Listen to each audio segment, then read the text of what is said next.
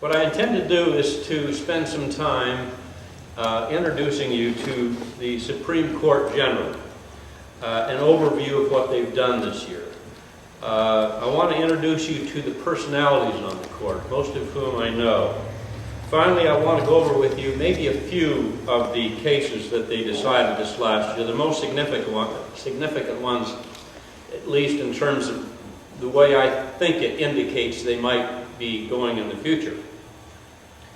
Recall back with me about a year ago when the 2005-2006 term was beginning. They always start on the first Monday in October. So coming up here on October the 2nd, in just a couple of weeks, the Supreme Court will be hearing its first cases for the 06-07 year. But last year, the court was in some serious disarray on that first Monday. They were about to get a new member. Sandra Day O'Connor had announced her resignation, and she was to step down as soon as her replacement was confirmed. Then, soon thereafter, Chief Justice Bill Rehnquist passed away. And threw the nomination process into some confusion. John Roberts was going to be named to replace Sandra Day O'Connor. He was changed to become nominated for the chair of the Chief Justice. And as you will recall, he was confirmed without any controversy, certainly some examination, but little controversy. A very bright guy with impeccable credentials. Argued many cases before the Supreme Court, 39 or 40 of them. He had clerked for Chief Justice Rehnquist earlier on. Impeccable credentials. Well then, someone had to be nominated to replace Justice O'Connor. You will recall that Harriet Miers was nominated sort of out of the blue, and she wisely, I think, stepped aside when questions about her qualifications surfaced. And then my ex-colleague, Sam Alito, was nominated by the President. Now Justice Alito's confirmation, although I believe a positive vote was never seriously in doubt, was marked by some controversy. The dispute was more partisan than even political or philosophical or any of those things. It became very marked by the Democrat-Republican schism. The dispute, however, as I said, was more political and more partisan than I've seen since probably the Bork nomination in 1988. That was when we began to see things like philosophical and jurisprudential matters intruding on the process. Up until that time, confirmation hearings were mainly about professional credentials. That's not to say that philosophy and a person's jurisprudence never entered into it. It has surfaced, it's been subsurfaced for nominations all down through the years.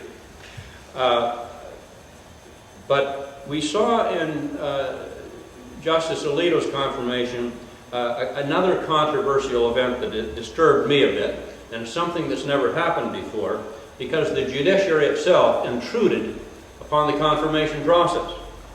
You may recall that during the confirmation hearings, 5 colleagues from my court testified on Sam's behalf. Several members of the committee objected strenuously that this amounted to a violation of the separation of powers, or at least a blurring of the two dimensions. I'm not sure that it does, but I also disapprove of the practice. We must guard our independence jealously, and anything that we do that raises the appearance of intruding upon the legislative process or the executive process, I think should be eschewed.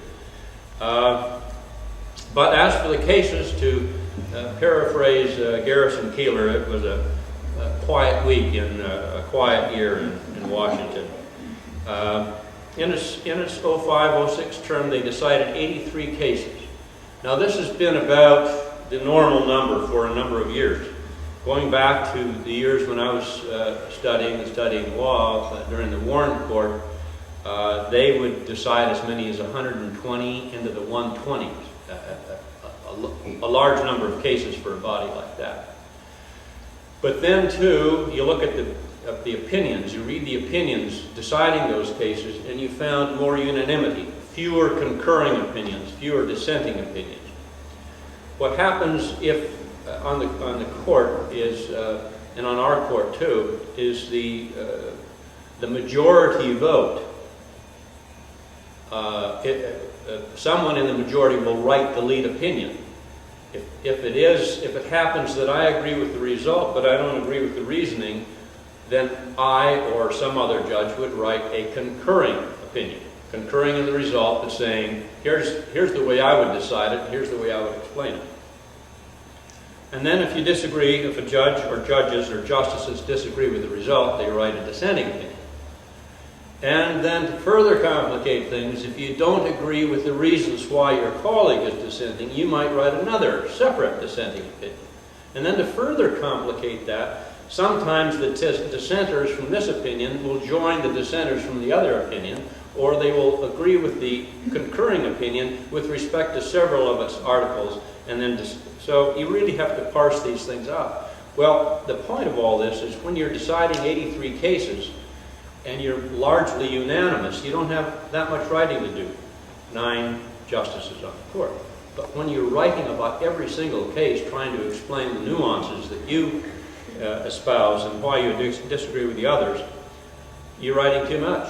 You're writing too much if you're going to do 120 cases. So during the Rehnquist court, they kept rolling this back, lowering it, and sometimes, some years they were into the 70s. There were 69 of the 83 cases, there were 69 signed opinions and 14 per curiam opinions. Usually cases of lesser interest, and when the court is unanimous, somebody will be assigned to just write an opinion, and he or she will not add a name to it. It won't be Nygaard, circuit judge, or anything like that, because it would be per curiam, by the court. Several years ago, I had lunch with him, Nino as he's known to his friends, and I asked him how he would describe his jurisprudence. He said, I am plainly and simply a textualist. That is to say that Justice Scalia will look at the text of the Constitution or the text of the statute, and based upon what it says, decide the case. He says that he will revert to statutory or constitutional interpretation, legislative history, only when the text of the law is unambiguous or seemingly does not apply to the facts of the individual case. He will, in 99 out of 100 votes, side with the conservative wing. Clarence Thomas. I have a lot of respect for Clarence Thomas, although I disagree with him as I do all of them. But my respect for him comes from the fact that on the court, setting aside Sam Alito and John Roberts for a moment, whose track records are really yet to be developed, he probably has the highest philosophical integrity on the court. That is to say, he's a textualist, and he follows the text. David Souter. David is one of the nicest guys you'd ever want to meet. I know him personally, and I like him very much. Again, and not surprisingly, I often disagree with him. As a personal vignette, one time Martha Jean and I were in Washington and stopped in to visit him, but we didn't talk about any weighty issues of the law or the Supreme Court's term or anything I'm doing in the court's crowded calendar. But we sat in this beautiful paneled office there in the Supreme Court building, and we talked about quarter sawn oak. He wanted to know all this paneling, what was quarter sawn oak, and so I drew diagrams and explained to him how you can cut up a log to get quarter sawn oak. And we finished our conversation that morning before he went on the bench and we went out to argue with him. Discovering that in our 100-year-old house in Northeast and his old farmhouse up there in New Hampshire, we have the same furnace. Very ordinary guy.